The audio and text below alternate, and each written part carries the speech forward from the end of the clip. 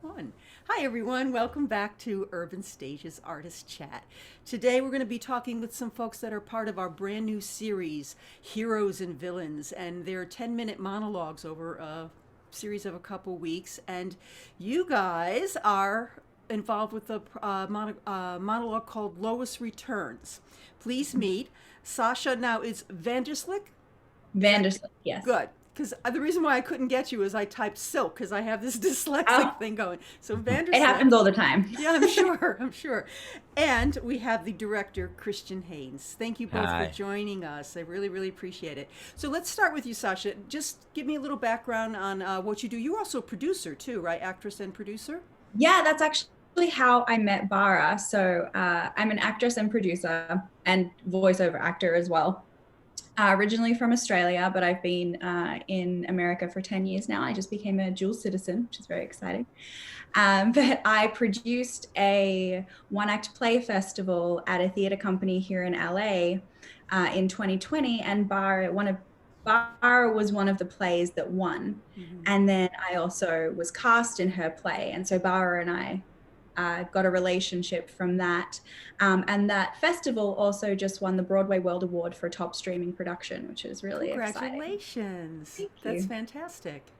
And tell us a little bit about you, Christian. You're a director. Are you also an actor? I mean, what projects have you been working on lately? And Yeah, I'm a director, actor, producer. I went to school for acting, got my MFA from the National Theatre Conservatory, um, and used to live in New York, and started Amios NYC out there that does shots, which is right now kind of a semi-monthly collection of 6 5-minute plays that are written for that night.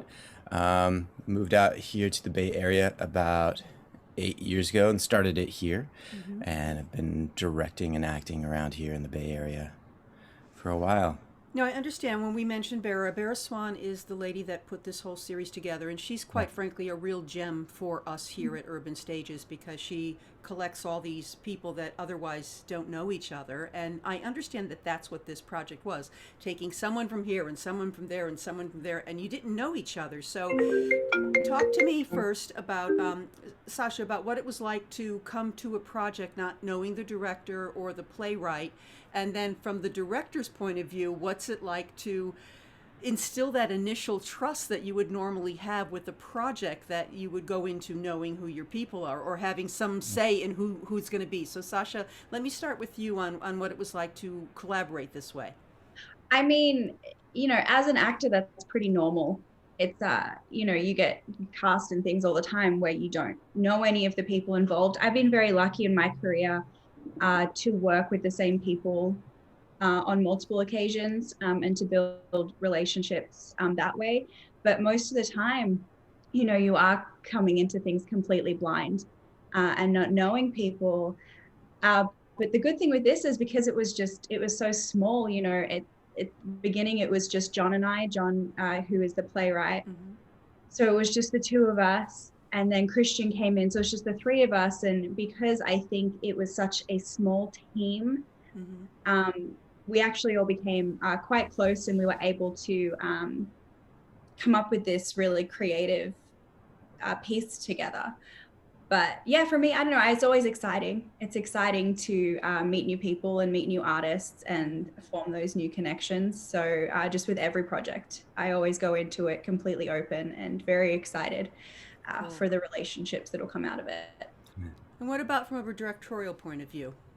I would agree with Sasha. It's very, very normal Mm-hmm. for these types of relationships to happen quickly in theater. I mean, I guess that's we just have a after a while you kind of expect that kind of like immediate intimacy to take place. I don't know. For me, I just as far as like process is concerned, that a nicer room, a more friendly room is the best room to walk into. Mm-hmm. We're all learning this Mm-hmm. piece as we're going along. So, as a director, uh, I want to give as much, and actor, I want to give as much leeway to the actor as possible to like go down the road that they want to go down and see if it meshes with mine, so that we have a creative conversation rather than like something that's dictatorial or something like that. Now, the intimacy of Zoom is different because It is. in some ways it's amazing, because I find as a singer myself, when I do these open mic things, that there's this safety just being in my own space, and sometimes I go to places that would be deeper than if I were self-conscious being on a stage or whatever. So when you talk about the intimacy of your first meeting of the three of you together to kind of get to know each other, was that different or the same as going into a theater and sitting down, or going out for coffee and hanging out with each other for a little bit to get to know each other before the project begins? I think it's probably different for everybody. I mean, I like the fact that I don't have to drive anywhere. Like, oh, rehearsal's gonna start. I start. Or buy coffee. Let's face it. No. Or buy coffee. Yeah. Or put really on. Yeah. So I think I don't know. The intimacy is a little bit different. You are in your own space, so you can be more comfortable. But I do think that there's you don't get the physical proximity, so I think that kind of it's just different. I don't know if it's better or worse, but it's different to be working with somebody through a screen. You don't get the full body. You don't get, you can't, feel the breath in a way. Yeah, I know what you're So, saying. yeah. The now John Milligan, right? Yeah. Minigan. Minigan. Minigan. John Minigan, the playwright. He was tasked with a quote from a movie or comic book or something that was villains or hero related. What was that quote, and how did that translate into Lois Returns? What's that? So Bara provided a list of quotes, and it was use these quotes or be inspired by one of these characters. And John and I had discussions about like what sort of spoke to us, and he really wanted to write something that would be in my voice. And I'm a huge nerd, and Yay! I like, our house is full of comic books, and so we were talking about Superman a lot, and I brought up this idea that I'm fascinated with hero worshipping and the way that we put people on a pedestal, and you forget that people have flaws, and that the minute someone has a flaw, that's it. They're not allowed to have a flaw. They're not a hero anymore. So he kind of wanted to incorporate some of that into a fantastical aspect. So he came up with this idea of, Lois having this therapy session. Okay, I love Which it is very already. I funny. can't wait to see it. Fantastic. And as the director, Christian, what did you want, like, just, I hate to say a talking head or a talking actor, but did you envision, is there background? Was there something else that you did that made it look different than just being a Zoom monologue? Or did you go for straight ahead, this is an actor doing a monologue look? Because I haven't seen it yet. I'm looking forward to what you've come up with. We went with, because it is therapy, and it is a Zoom call therapy. We went with what it was, Fantastic. like headphones in with the microphone. And luckily, Sasha, her boyfriend's mom, ran a comic book shop, so we put a bunch of comic book stuff in the background. Super. So it's very, very straightforward as far as concept is concerned. Less and is more then- sometimes, because if it is what it is, so good. Yeah, and idea. then Sasha's performance could shine, in my opinion. Yeah, I think like Christian's idea with it was to just have it really be, you're watching this person have a therapy session. Yeah. So it's like as real and honest as that could be. How did you both come to Urban Stages through knowing Bera, or Yep. Okay, so have you worked on other plays of hers? I directed her one of her pieces for a Shots New York City, and which my wife was in, and that was great. And then I was like, hey, let's work together again, and she had me direct a piece of hers. I don't know what festival it was for. I forget. There's quite a Um, few, yeah. yeah, there's so many online festivals. It's great. I I love it. think it's fantastic because it's the only way we're creating our art these days. So at least it's keeping us all occupied. And the overhead is like Yeah, $15. yeah. I just, Um, well, I wish it were. Not so much. Sometimes yeah, not so much when you got to get editors involved and all that. But yeah. yeah. And Sasha, what Um, did you work on with Bara? Or how did you meet her? The play that her play that got into our play festival. So the festival was 9 winning one acts, and she wrote a play called Unfathomable.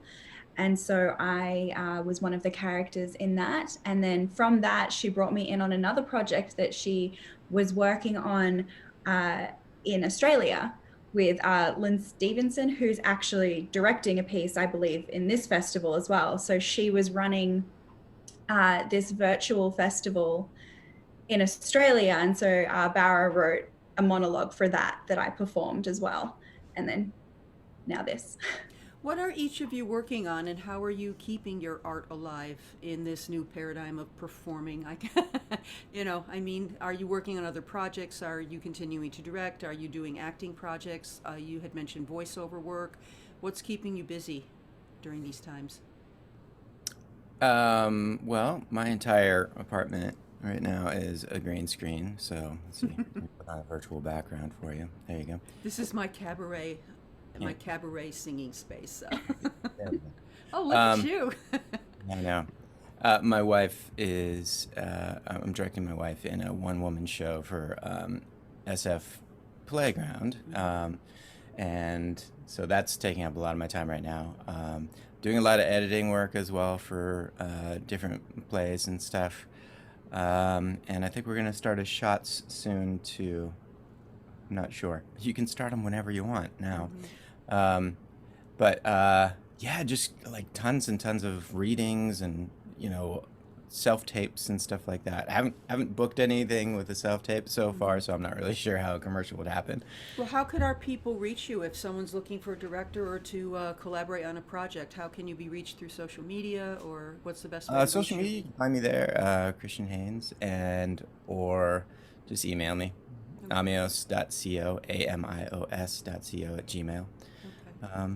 Yeah, I'm free. I'm available. And Sasha, tell us a little bit about what you've been up to and what you're doing and how we can reach you if anyone's looking for an actress or whatever else, co-producer for something. Yeah, just staying busy. Same as Christian, doing a lot of readings for things. I have a reading coming up next week that I'm doing that we might end up filming as well. That's a short Zoom play. Lots of auditions. I'm in my little self-tape uh, area right now. So lots of Zoom auditions and self-tapes because that's the only way we can audition now. Voiceover auditions, voiceover work, just staying busy, doing as much as I can, and classes, Hmm. really just taking that creativity wherever I can get it. What would each? What? And Oh, I'm sorry. Continue. I'm sorry. no, go ahead. No, What no. was, Please finish. That's it. That's the oh, I was detriment of gonna, Zoom. It's like, I was just gonna say where people can reach me if they okay, want please to. do. Please do.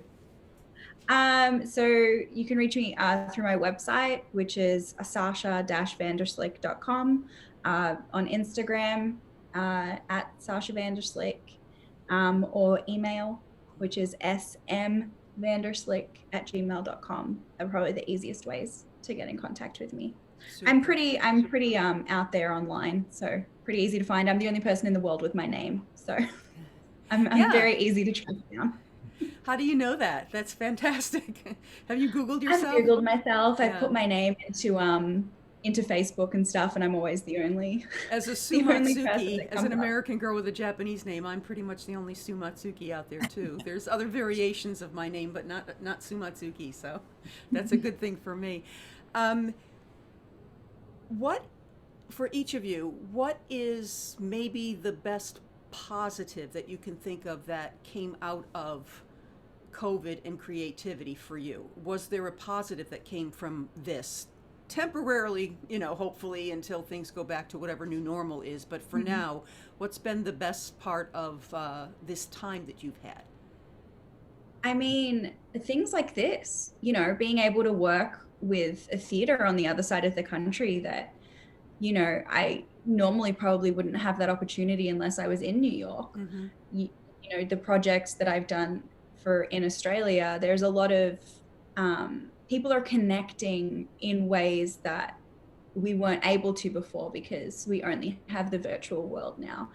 And it's different and it's a lot to get used to, but I think it has opened a lot of doors, which is probably a bright side of this pretty terrible time that we've been in. And then all the voiceover work, which is great. Super. And Christian? I would agree. I've been able to reconnect with people on the East Coast and do projects. I mean, I've been able to work with people from across the country because, all we got to do is log on. And that's something that we really wanted to try and do before, but, I don't know, like we just couldn't make the leap and now we had to. So I can see collaborative projects in spaces happening in the future. And for me, like, in New York, it's relatively easy to get around because you can just hop on a subway and, or however much a subway ticket is now, or your month-long pass, get to someplace and rehearse. Other places you got to drive, and you got to drive for a while and be in traffic. And I see being able to do readings and collaborate on at least first readings of plays online as being such a huge boon to people who don't have the time or money to like get everywhere. So you think it's here to stay for a while, even after things go back to whatever the new normal is? Oh yeah, we were I doing do it too, before. actually. We just were not so good at it. Yeah, I interviewed one of the people, one of the other directors that's involved in this series from Portugal this morning. Wow. And we have another group of director and playwright from Australia in this series, and that would not happen. My little theater in New York here wouldn't be able to produce these kinds of shows with these international collaborations, so I think that's pretty awesome. It's pretty great. Yeah. So those of you out there watching, thank you so much for joining us, Sascha and Christian. We really appreciate getting to know you a little bit behind the scenes of what's going on. Please watch this series, Heroes and Villains. It's going to be starting up at urbanstages.org very soon. Watch all these interviews and you can catch a glimpse of what all these different little monologues are going to be. It's a series of 8 monologues that are, 6 to 10 minutes long, most of them. How long is yours? Do you know? About 10. Yeah. That's on. Yeah. Good. More screen time, Sascha. See your pretty face a little bit. It's very longer. funny, so it's worth the 10 minutes. Yeah, well, the thing is, all the monies are going towards, the theater's outreach programs, and so that we can bring more programming like this to everyone in the future. And just keep watching us, because we're trying to pump out art as much as we can and keep everybody coming to the site to see wonderful, wonderful, wonderful collaborations and projects like this. Heroes and Villains. Thank you again both for joining me today, and best of luck with this. I can't wait to see it. I'll send you both an email after I get a chance to watch it. Great. Thanks for joining us.